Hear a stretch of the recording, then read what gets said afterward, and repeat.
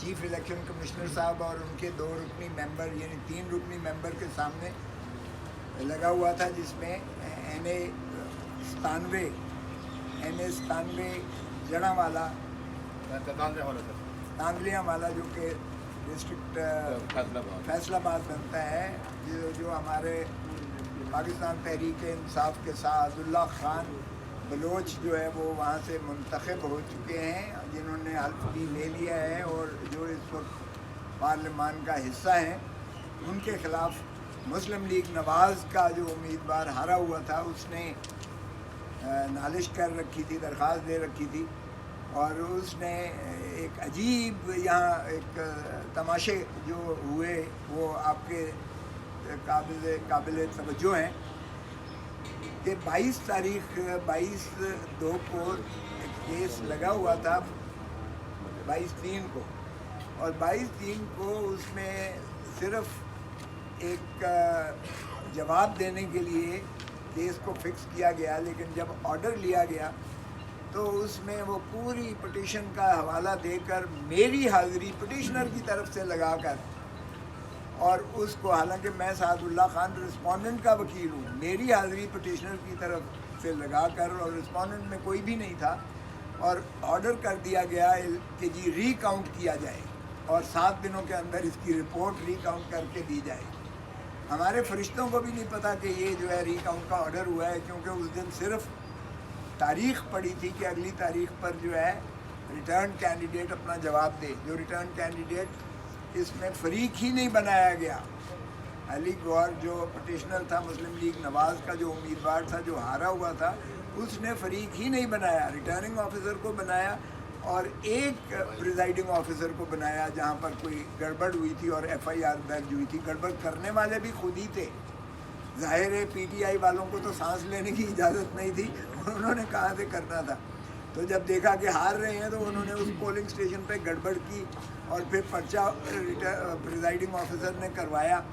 اور اس کی آڑ میں آ کر یہاں پٹیشن کر دی کہ جی یہ گڑبڑ ایک پولنگ اسٹیشن پر ہوئی، فریق نہیں بنایا تاکہ یک طرفہ کو کارروائی کر سکیں۔ اور پھر جو ہے 14 تاریخ کو کوئی پیش ہی نہیں ہوا، بجائے اس کے کہ اس کو خارج کر دیا جاتا، پھر حکم ہوتا ہے ریٹرننگ آفیسر کو کہ تم جو ہے ان کی تعمیل کرواؤ پٹیشنر کی، علی گوہر کے ساتھ ہی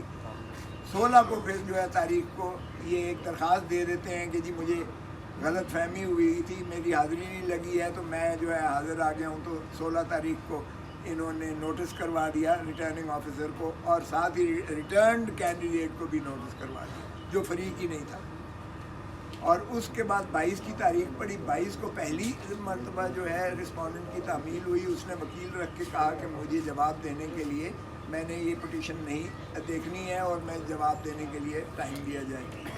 انہوں نے صرف ملتوی کر دی،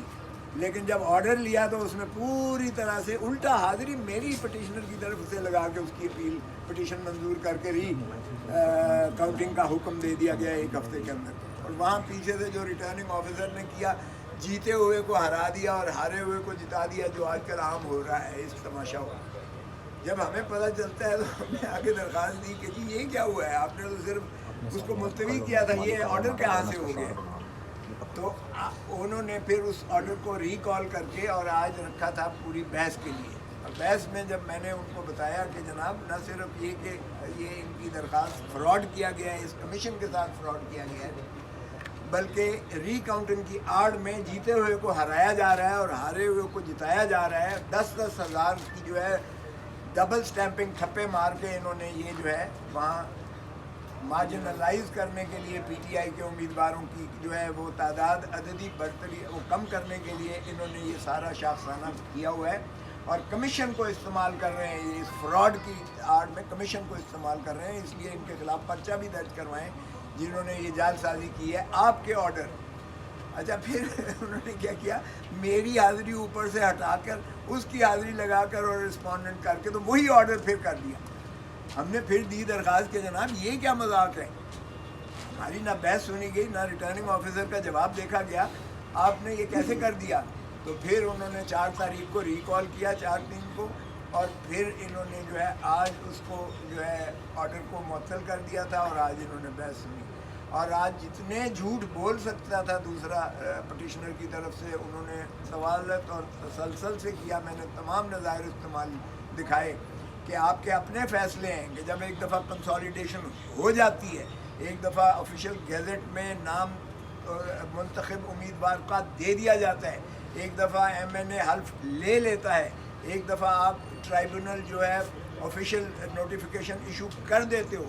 آپ ٹرائبونل کے ججز کو مقرر کر دیتے ہو، اس کے بعد آرٹیکل 225 میں الیکشن ٹرائبونل کے علاوہ آپ کو کوئی اختیار نہیں ہے. آپ کے اختیارات جامد اور ساقط ہو جاتے ہیں، اور وہ سپریم کورٹ کی نظائر بھی میں نے دی اور ان کے اپنے فیصلے بھی دیے.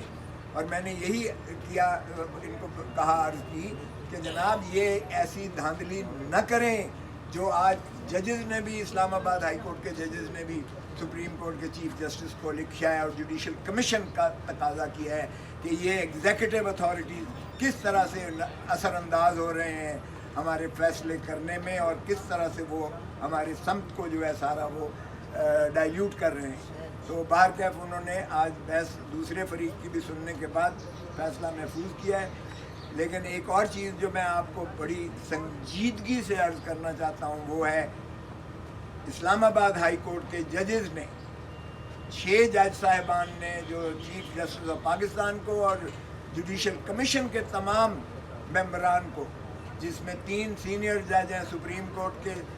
قاضی فائز عیسیٰ صاحب چیف جسٹس، جسٹس منصور علی شاہ صاحب سینئر پیونی جج، اور جسٹس منیب اختر صاحب، اور چیف جسٹس جو ہے 2 سینئر موسٹ چیف جسٹسز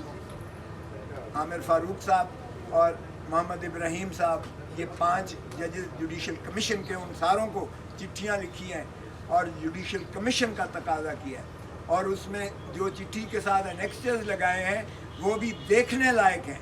وہ کہتے ہیں اس میں کہ شوکت صدیقی کا آپ نے جو فیصلہ کیا ہے،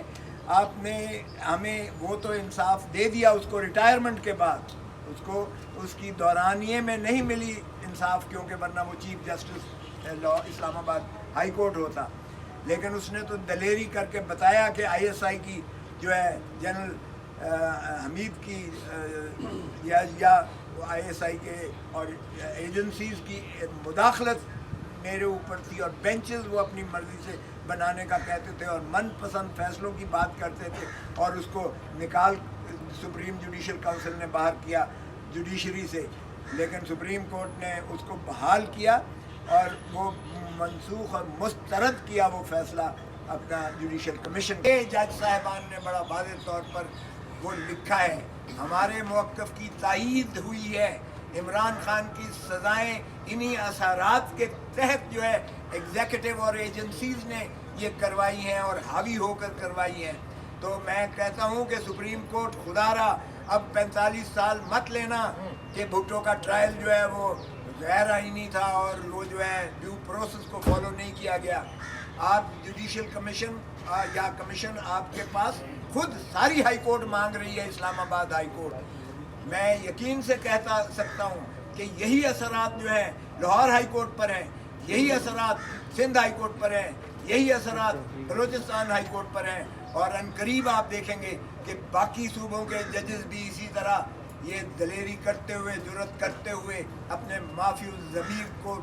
جو ہے بیان کرنے کے لیے قوم کے سامنے آئیں گے اور بتائیں گے کہ کس طرح سے عدالتی نظام کو کیپچر کر لیا گیا ہے، کس طرح سے گردن پر رکھ کر فیصلے کروائے جا رہے ہیں. اور اگر اس طرح سے نظام عدل کو آپ نے انحطاط کرنا ہے تو پھر یہ آئین کی خلاف ورزی ہی نہیں ہے، یہ آئین سے بغاوت ہے، اور آئین سے بغاوت کا مطلب ہے یہ ہائی ٹریزن کے زمرے میں آتا ہے. جو بھی اس کا ذمہ دار ہے، ہم تو پہلے دن سے کہہ رہے ہیں، یہ 9 مئی سے لے کر اور 9 فروری تک آپ اس سارے شاخسانے کا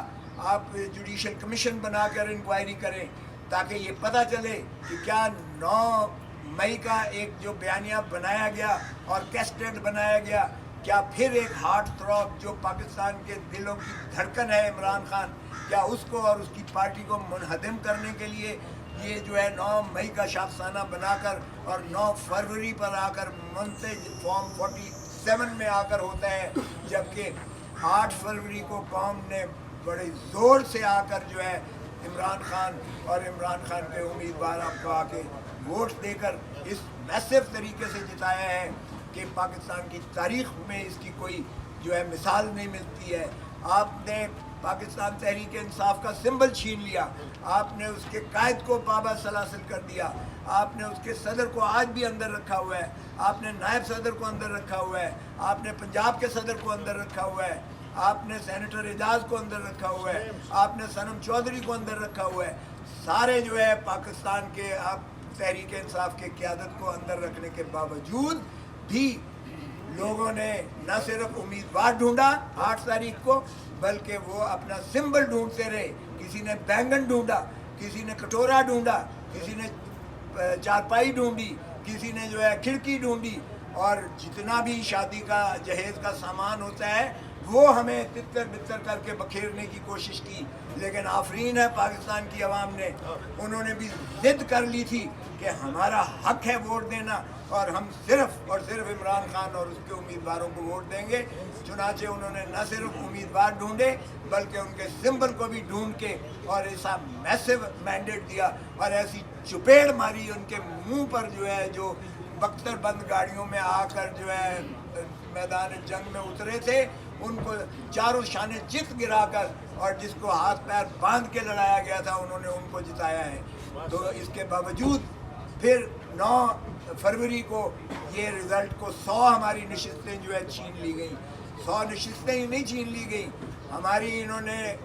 جو ہے مخصوص نشستیں بھی چھین لی گئیں۔ آج تک ہمارے الیکشن جو انٹرا پارٹی ہوئے ہیں، آج تک اس کی روشنی میں ہمارا بلہ بحال نہیں کیا گیا سمبل۔ آج تک ہم ایک دوسری پارٹی کے محتاج ہو کر اس میں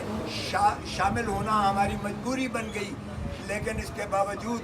میں سمجھتا ہوں کہ پاکستان کے عوام کو سلام ہے، اور انشاءاللہ آج جو یہ انہوں نے ایک پہلا قطرہ بارش کا آیا ہے اسلام آباد ہائی کورٹ کے ججوں کے توسط سے، جو آج سارے میڈیا میں یہ خبریں چھائی ہوئی ہیں اور سارے پاکستان نے دیکھا ہے کہ کس طرح سے ایگزیکٹو اور ایجنسیز ایک آرگن آف اسٹیٹ کے اوپر حاوی ہو کر عدالتی نظام کو کس طرح انہوں نے مفلوج کر کے اپنی لانڈی اور باندی اور غلام بنا کر اس ملک کو چلانے کی کوشش کی جا رہی ہے۔ تو میں سمجھتا ہوں کہ بہت ہو لیا ہے اس ملک کے عوام کے ساتھ اور آئین کے ساتھ کھلواڑ۔ اب چیف جسٹس سے بہت ادب سے مستدعی ہے کہ خدا را یہ کمیشن بنائیے گا، تاکہ اس کمیشن کے تھرو ہر ایک کا جو ہے دائرہ اختیار جو آئین میں متعین شدہ ہے اپنے اپنے آئین کے دائرے کے اندر سارے رکھیں، کیونکہ ایک ہی ادارہ ہے اور وہ پارلیمان ہے جو مقتدر کرتا ہے عوام کو۔ باقی سارے سروسز ہیں، تنخواہ دار ہیں، چاہے وہ افواج پاکستان ہو، چاہے وہ عدلیہ ہو، عوام کے خادم ہیں، کیونکہ عوام کے خون پسینے کی کمائی کے ٹیکسوں سے ان کو تنخواہیں ملتی ہیں اور ان کو مراعات ملتے ہیں۔ یہ آتے جاتے رہیں گے، اگر دھرتی ماں رہے گی یا عوام رہیں گے یا پاکستان رہے گا۔ تو پاکستان کے ساتھ وفاداری، پاکستان کے آئین کے ساتھ تابعداری، یہی آئین کی روح ہے، اور اسی کی حلف سپریم کورٹ اور عدالت عالیہ کے ججز نے اٹھا رکھی ہے۔